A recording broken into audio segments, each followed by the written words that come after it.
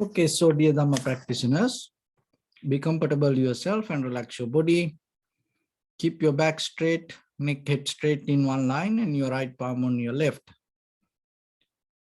So gently close your eyes and bring your attention to this bell sound. And while you're focusing to the sound, mentally relax your body, relax your mind and relax your breathing with your thoughts. So do nothing extra. Just follow the sound, please.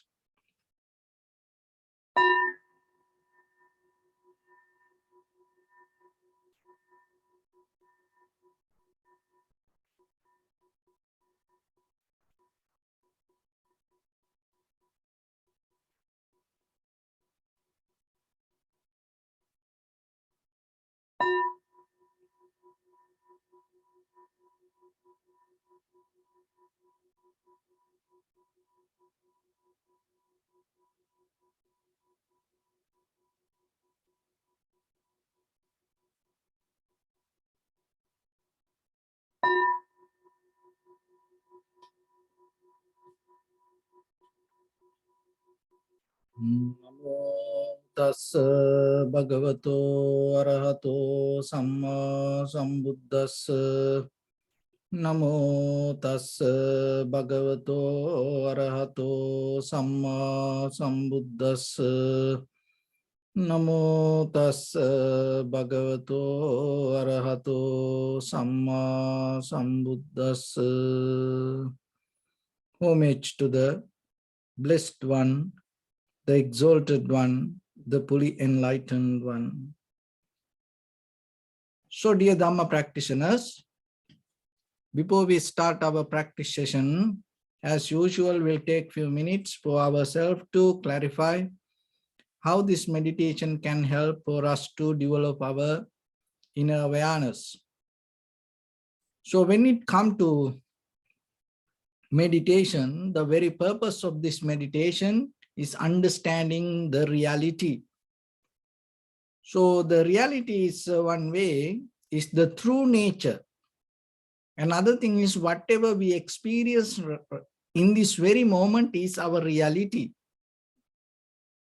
So why we can't understand it ourselves?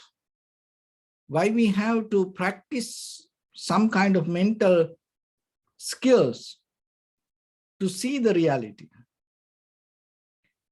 Because the one thing is the reality is it is not attractive.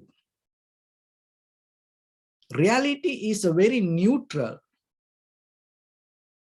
But our emotion, our eye, ear, nose, tongue, body, mind, this all senses motivated by the desires, influenced by the desires. So the desires arise out of the ideas. So how the ideas come to the world when we not able to understand the reality, what happens out of that very moment of misunderstanding, we bring some kind of thoughts into that experience, and that is where the ideas begin. Because if you really understand the reality, there is no ideas. So ideas mean you add something. You add something to your experience, or you add something to reality. So out of that, this conventional life comes. So what is the conventional life mean? When you agree with other people, that's going to become conventional.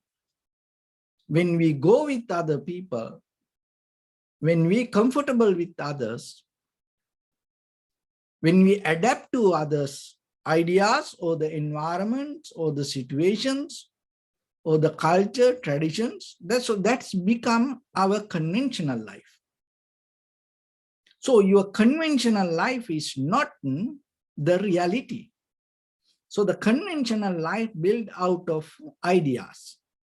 So now we have to reverse the pattern. We have to go backward. We have to get out of the ideas. We have to get out of this conventional lifestyle to get into the true nature of our existence.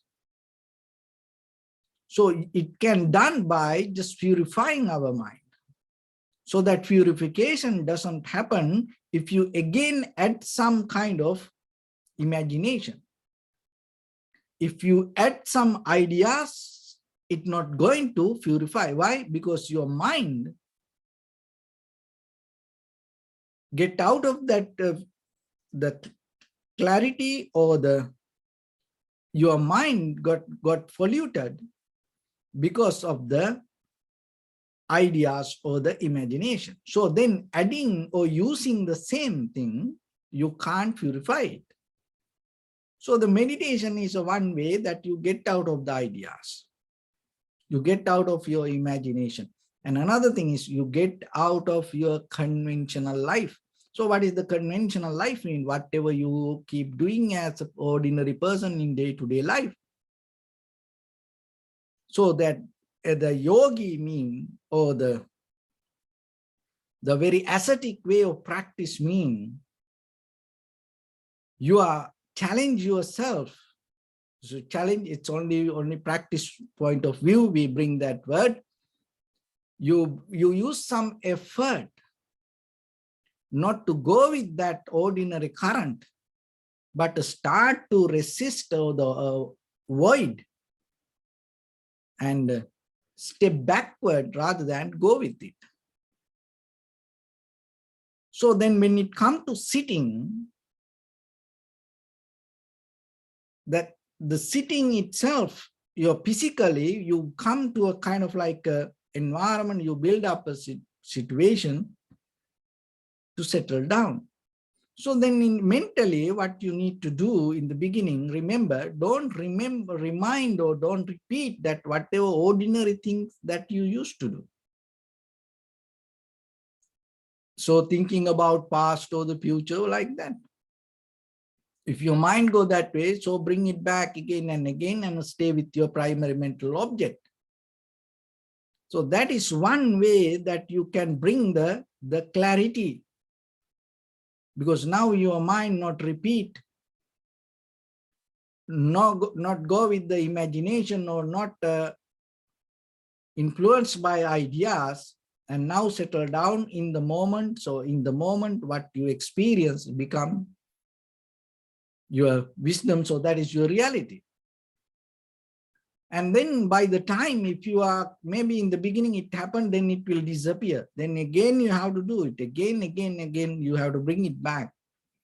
So, and then by the time there is a moment come, it's called undivided attention. So that is the moment that you develop this tranquility state, undisturbed mind, undivided attention. Why that undivided attention? Because our attention always divided, go here and there. So another way to get out of the conventional life or ideology or the imagination is one thing, maintaining undivided attention. So once it comes to that your body, mind, that this everything will settle down itself. And once it come to that level, you are capable to very clearly understand the experience, what happening to you. That understanding is another way we call the wisdom. Because when it comes to ignorance, there are many ways that it explains what is ignorance, avidya. So one thing is lack of knowledge regarding this outside world, the inside experience, or like that. And another thing is, this is very important, this misinterpretation, misunderstanding is a part of ignorance. So that means when you see something, if you misunderstand it, And that is a part of your ignorance. So then when it comes to the wisdom, when you see something, hear something, smell something, if you are capable to understand as it is, that is the beginning of the wisdom path. So then remember that in early Buddhism to today, there are some kind of discussions go that for this all suffering, one reason is ignorance. That is the main root, ignorance, misunderstanding, and regarding the self, and even we take suffering as the satisfaction and impermanent as permanent, so like that to be flip, and we see the wrong side of things. Right things we recognize as wrong, wrong things we recognize as right. So like that, and the permanent existence of the self, so this kind of things. So through this undivided attention, you are capable to get out of the ignorance in one way. And another thing is, this ignorance has a deeper connection with something else. So today I'm going to bring it up, and then you can in day-to-day life handle it a little bit and bring little bit wisdom to yourself, because this ignorance hide inside us with another friend. So maybe if you can't catch the ignorance, you can catch this partner of that ignorance. So what is that? That is greed. So the greed also play a major role related to our existence. And sometimes there are some scholars have some arguments, more than the ignorance, the greed is the major root for this all suffering. And some says that it is the ignorance. But somehow this both we have to understand, and at the same time this both has a kind of like the same kind of strength. So then in day-to-day life, if you can't catch the ignorance, if you can't work with the ignorance, it is very easy for you to work with the greed. And as you know, before the Buddha, even in the ascetic world, this asceticism and the yogic practice, and any shramana, that itself means whoever look for the liberation or the transformation. So in one of the major important thing they practice, cut down go against to the greed, cut down it, reduce the power of the greed. So another way, when you reduce the power of the greed, the power of the wisdom start to go higher.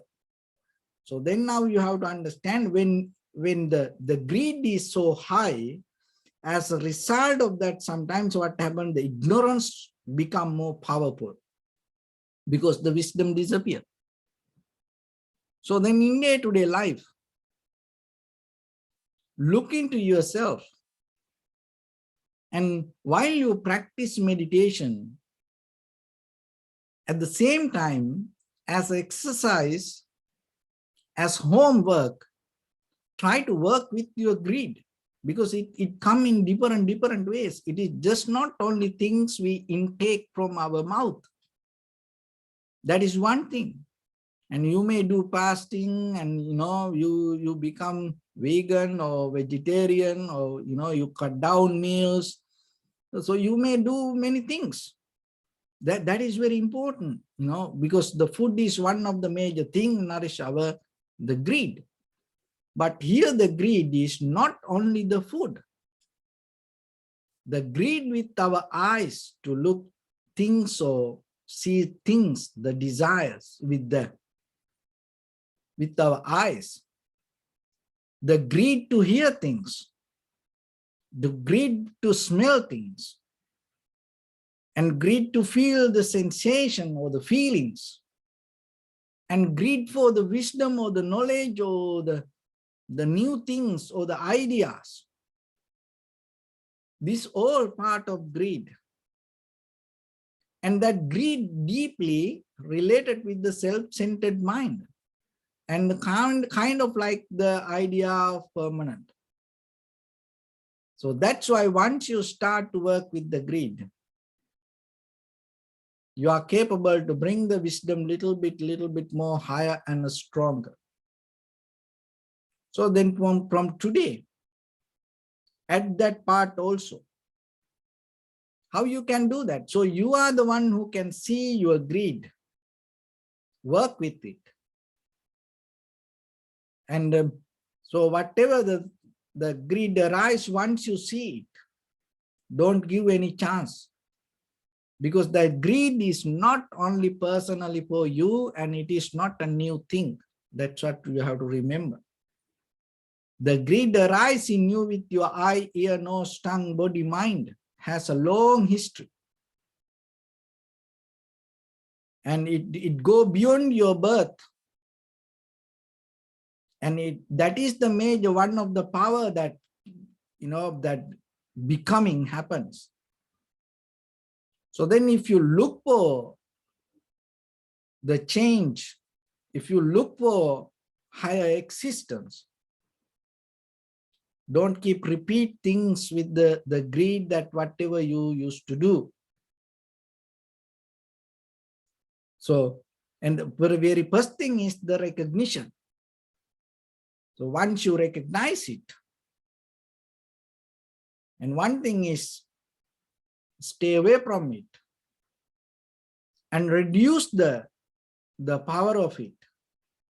As example, if you want to eat something and maybe that the desire is so high in you, so maybe you eat little bit, and half of it, maybe before you eat, you give to somebody else. Or sometimes maybe you want and consciously you take a decision, no, you're not going to do that. So like that, you get out of the favor. You get out of the holding, grasping nature. So when you do that, by the time that the greed will slowly disappear. And one of the major things, how this greed going to be with us, because of our thoughts, we keep thinking again and again and again and again. That's why it is there so strong. So then it is your responsibility. If you recognize any greed, don't keep think about it. Another thing is bring some value to yourself and start to look something else. Another thing is look into the danger of the greed, because it has power to take you to the lower level of existence in the samsaric journey. It will never allow you to go higher. So the greed exists always in the lower level. So that's why it has power to pull you down. It has no power to push you. The greed always has nature to go downward. Greed cannot lift anything up. But the very nature of the wisdom, it always go higher. And once you hold it to the wisdom, and that is where your transformation can happen. That is where your existence going to change to a higher level. So then remember yourself. And be careful with your greed. It can come in many, many ways, but still it holds you as the same person. So through the meditation, once you tranquilize the mind, what happened? The current of the greed start to slow down. So that way also you can tackle it. And it's a kind of like you can hijack that. And other things, as you know, practicing generosity and practicing loving kindness, those are, will help for you in a extra ways that to reduce the power of the greed. But important thing is seeing it and recognizing it, knowing yourself when the greed arises that it is the greed. So that power come out of observing and practicing meditation. That's why it is very necessary. It cannot come out of imagination, out of thoughts. It cannot come out of ideas. Your recognition, true recognition, not going to happen out of ideas. Remember that. Why? As I mentioned from the beginning, the ideas, the very beginning of disconnection from the truth or the reality. That's where the idea came. We couldn't recognize the reality. We brought the ideas to explain that.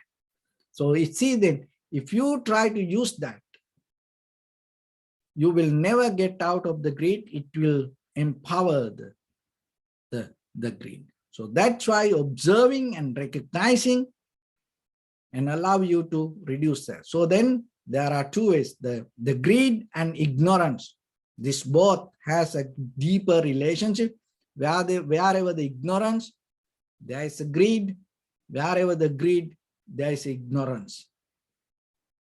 So then tranquility state in the present moment and allowing and seeing things as it is, developing undivided attention will help you to reduce the greed and the ignorance both. And once you capable to get out of that, your clarity become more vivid, your recognition become more sharp, and when you see, hear, smell, taste, feel, right away, you're going to recognize the truth. So then your experience become your wisdom. So with that, let's get into practice a little bit now. So your right palm on your left, neck head straight in one line and be comfortable with your posture. So bring your attention to your body and scan head to toes yourself and say Suapat Veva, or may I be well and happy 3 times.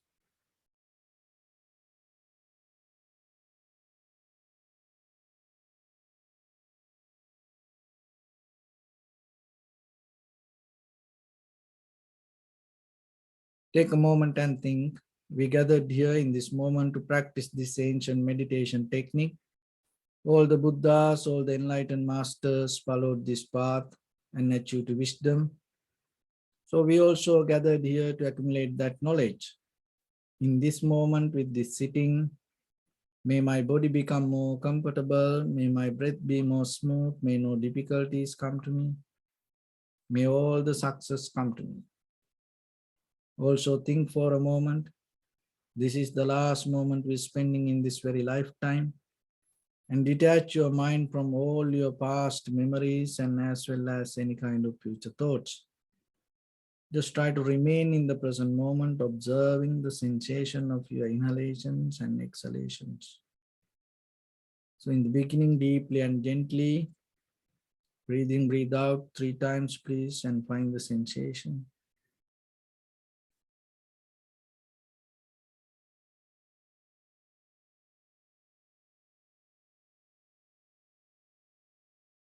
And allow your inhalations, exhalations happen itself. And when it happens through the sensation, recognize it. Do nothing extra.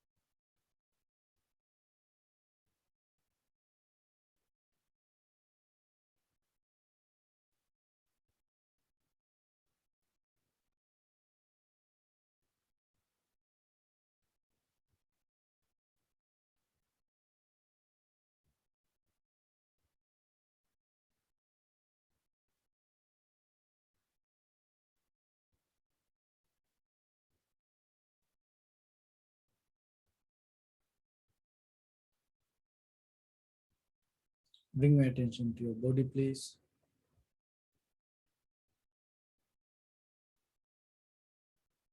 Observe your posture.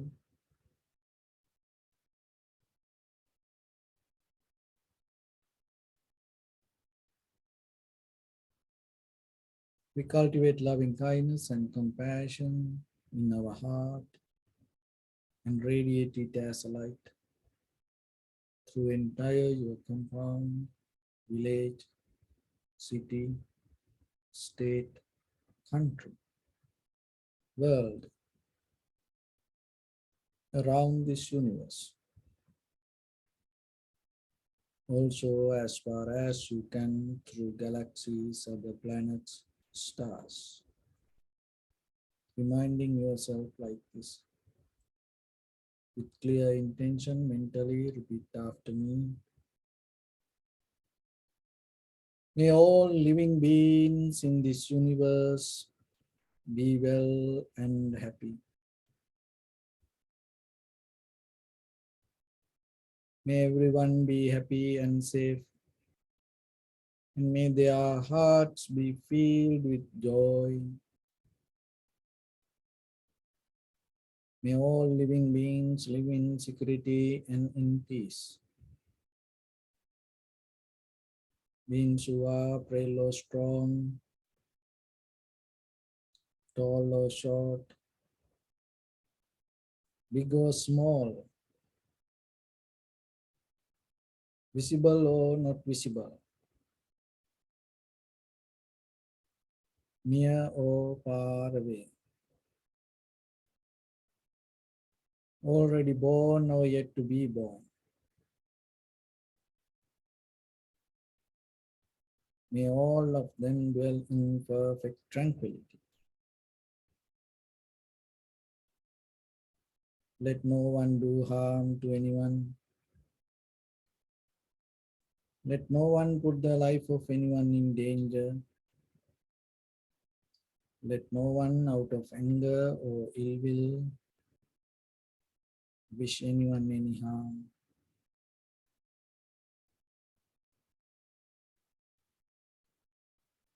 Expand the loving kindness and compassion beginning from your heart forward.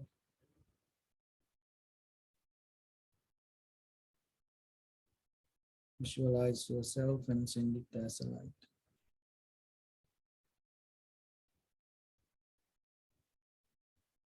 to your backside,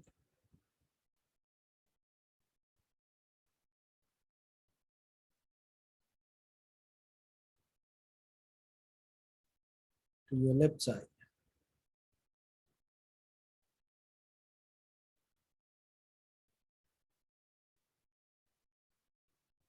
and to your right side.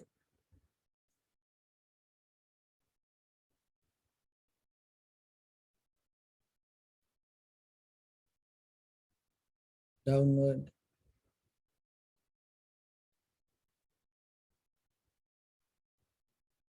and upward.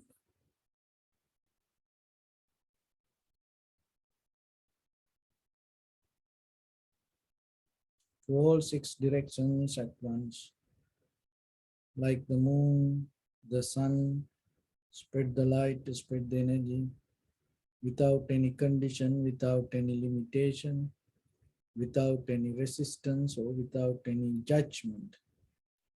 Let your heart to shine with the loving kindness and compassion from the bottom of it, with the maximum effort to the highest. Wishing yourself, may all living beings in this universe be well and happy.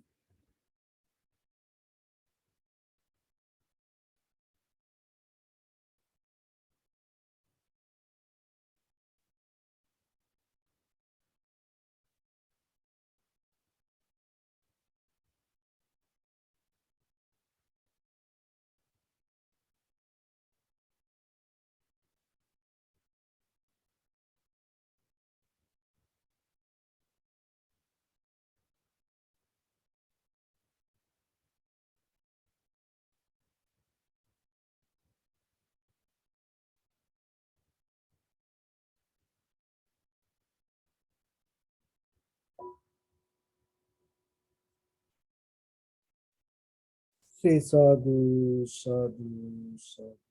So first of all, we offer this practice to the great qualities of the Buddha, Dhamma and the Sangha.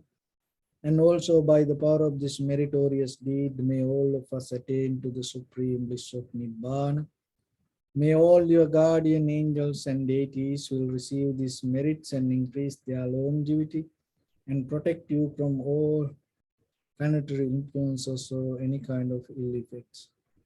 Ittavata chammi sampadam punya sampadam sabbe deva numodantu sabba sampatti siddhya sabbe bhuta numodantu sabba sampatti siddhya sabbe satta numodantu sabba sampatti siddhya Imaya dhammanu dhamma patipattiya buddham pujemi dhammam pujemi sangham pujemi Addaya imaya patipattiya jati jara vyadi maranam ha paribunjisami Idam me punya kammang asavakkaya vahang hotu sabba dukkha pamuncatu. Bless you.